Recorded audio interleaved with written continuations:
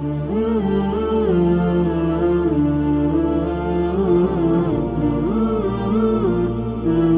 ya khair rabba wasitatna al-musyafa'aduhu al-muttaqo Allahumma salli wa sallim ala sayyidina Muhammadin salatan taghfiru biha jami'at dhunub wa ala alihi wa sahbihi wa tabi'ina wa man bihadihim imtada asyhadu an la ilaha illallah wa anna sayyidana Muhammadan abduhu wa rasuluhu sayyidil ajami wal arab la nabiyya ba'da amma ba'd. Hadirin yang dirahmati oleh Allah, alhamdulillah atas izin Allah dimudahkan kula panjenengan bisa melaksanakan satu kewajiban sholat yang paling tinggi, yaitu kewajiban sholat Jumat. Semoga diterima oleh Allah dan dijadikan sebagai tambahan kekuatan iman dalam menghadapi zaman yang semakin rusak. Semoga kita dijaga oleh Allah dan anak-anak kita juga dijaga oleh Allah, karena zaman ini adalah zaman di mana percepatan dari kemaksiatan itu luar biasa.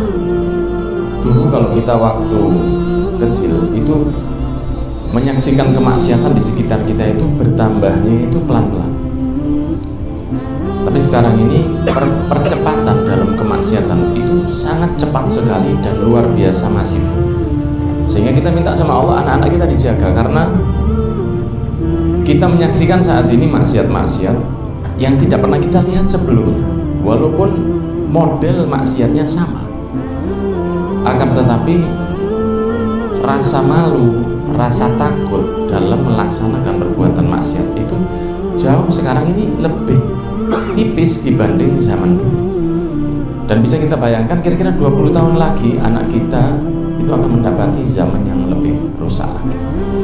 Sehingga kita berharap kepada Allah seperti yang disampaikan oleh akhina Ustaz Alwi Al-Kaf dalam khutbah Jumatnya tadi. Kita berharap kepada Allah dengan usaha kita dan doa, karena doa ini memang sesuatu yang sifatnya akan diterima oleh Allah selama yang melaksanakan doa, yang memanjatkan doa itu tidak melakukan beberapa dosa yang bisa menolak doa-doa tersebut. Rasulullah juga bersabda, ad-du'a'u mukhul ibadah. Doa itu otaknya ibadah. Intinya ibadah itu adalah doa. Sholat isinya juga banyak doa. Sholat dalam bahasa artinya doa. Ya, kalau sholat dalam bahasa fikih adalah perbuatan yang diawali dengan takbir dan diakhiri dengan salam dengan niat tertentu. Akan tetapi sholat itu artinya doa. Sehingga kita ini jadi hamba yang memang diatur untuk bersering-sering berdoa, walaupun sudah lancar. Tidak ada ceritanya seseorang yang sudah lancar hidupnya kemudian dia tidak berdoa. Rezekiku wis lancar, aku gak perlu ndonga rezeki lancar. Awakku wis sehat, aku gak perlu ndonga awakku supaya sehat.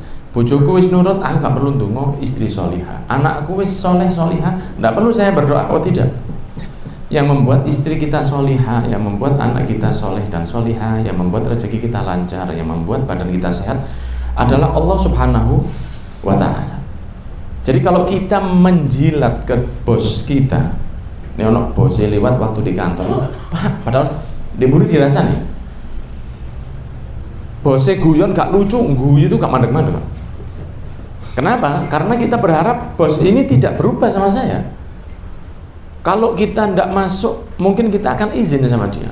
Sepurane lewat WA atau lewat PDF dikirim ke dia. Saya mohon maaf karena saya tidak bisa masuk karena alasan begini. Koncone sing belum pernah jadi dokter dijaluk irse supaya bos saya tidak marah. Saya akan melakukan banyak hal supaya bos saya tidak marah. Loh, bosnya sudah percaya, tapi saya harus menjaga kepercayaan ini. Begitu pula dengan kula panjenengan yang sudah diberi segala macam sama Allah, dan semua itu dari Allah. Bahkan baju yang nempel pun ini atas izin Allah. Kita tahu bahwa ayah kita Nabi Adam ketika mengkonsumsi buah yang terlarang itu bajunya langsung lepas. Dan jangan dibayangkan bajunya Nabi Adam itu seperti baju-baju yang digambarkan orang barat dalam film kartun Adam and Eve, Adam dan Hawa. Versinya orang barat yang bajunya itu suek-suek begini. Tidak begitu baju surga itu. Baju surga itu jutaan kali lebih bagus dari baju kita ini. Jauh lebih bagus. Begitu Nabi Adam melanggar langsung lepas. Jadi baju ini nempel di badan kita itu karena atas izin Allah.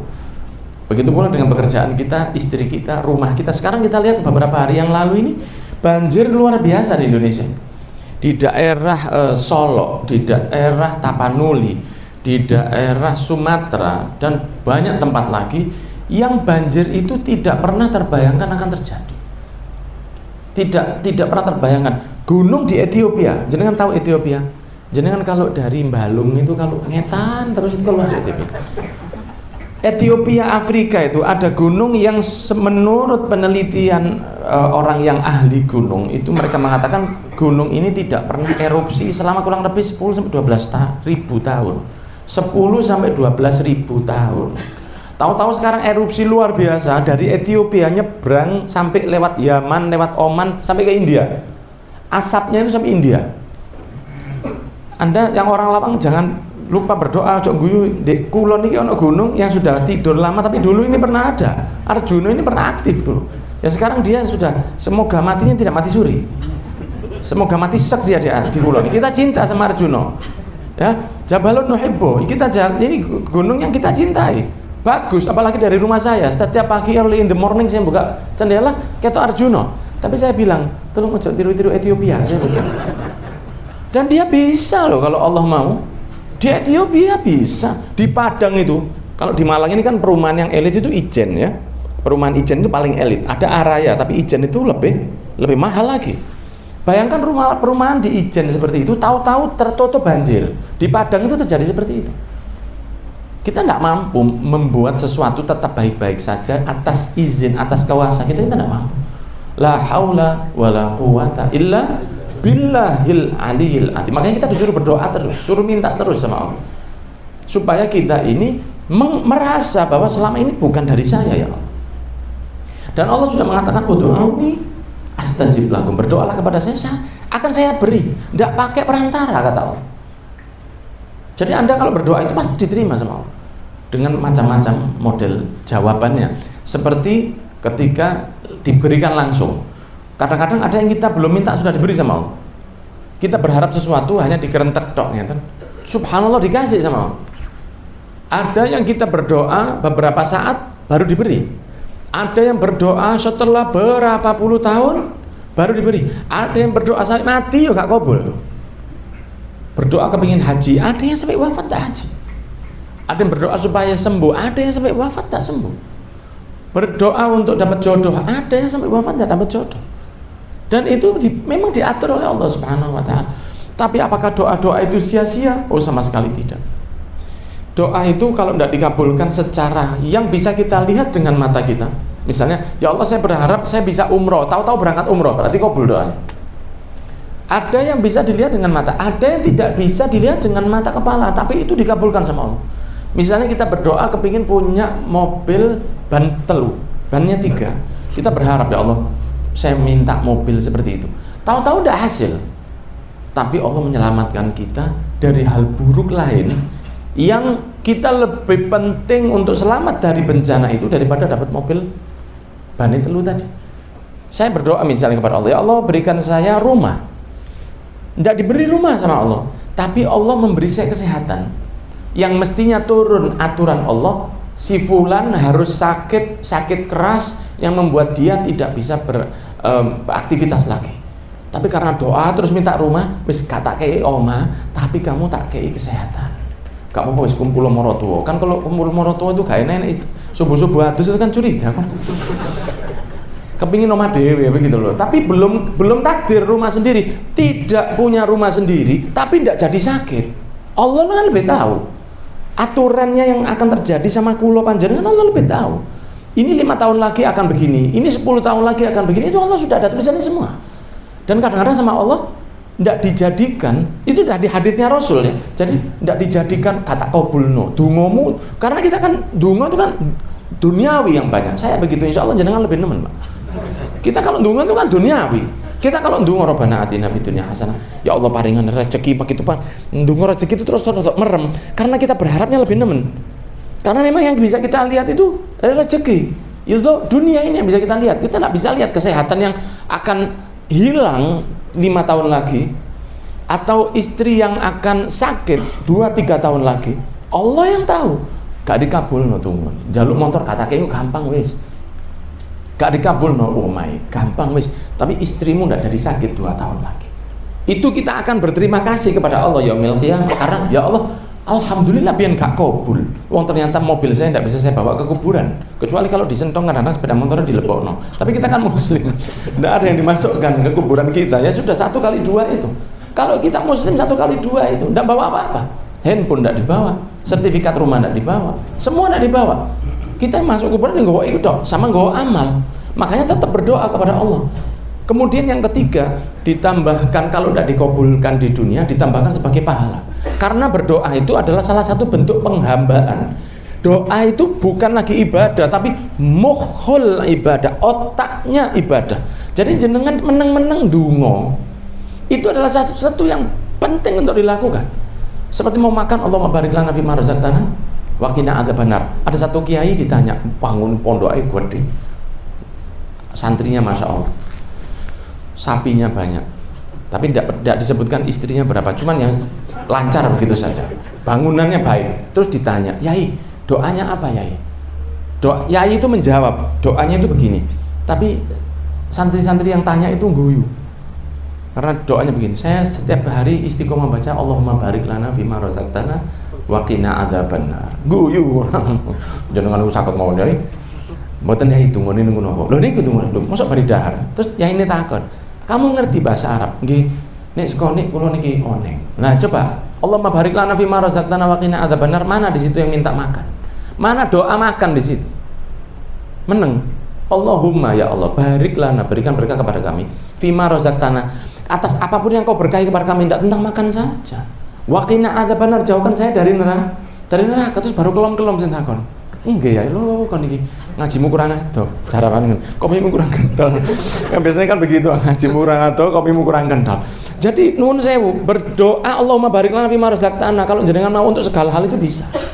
Cuma ini kebetulan biasanya dipakai untuk makan. Jenengan doa rumah jenengan Allahumma barik lana, yakni maksud saya rumah saya, barik lana fima razaqtana, yang kau rizkikan kepada saya dari rumah ini. Wa qina adzabannar, doa seperti yang disampaikan Habib Alwi tadi dalam khutbahnya, ada yang bertawasul. Lah kalau kita ini disebutkan tadi, ya makanya saya heran sama orang-orang yang bilang tawasul itu bid'ah dan lain sebagainya.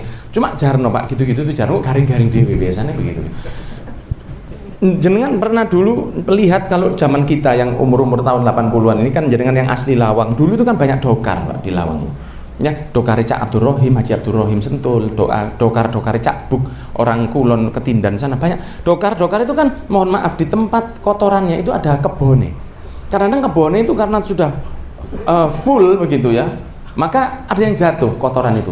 Biasanya kalau pagi, kalau jatuh kotoran itu terus beluk Pak. Ingat jenengan, saya rasa orang Lawang yang lawas ini rodok beluk, tapi 2 jam lagi sudah garing. Orang yang ngilokno iki bet agak oleh wis jarno anggapan kayak iku, kok garing-garing dhewe. Kok garing-garing dhewe. Biarkan saja. Ya, oh gak oleh ku tawasul, amal ibadah yo lakonono dhewe. Lah ini tadi yang disampaikan Habib Alwi apa? Bukan amal, bukan tawasul sama Nabi Muhammad. Tawasul sama amal aja kabul. Dan ini Bukhari Muslim, di Riyadhus Shalihin juga ada. Bukhari Muslim, saya bertawasul karena saya dulu bakti ke orang tua saya. Waktu nih geser. Saya bakti karena dulu saya mau sudah mau di depan istri misanan saya. Lah misanannya pinter. Wis mani mantu duwe. Takutlah kamu kepada Allah. Pinter ini ya. Tapi masih takut karena kepepet. Ya, sisi perempuan karena kepepet. Berarti kan yang ngelakoni ini orang baik yang kepreset, Pak. Yang ngelakoni ini kan orang baik yang pernah kepreset.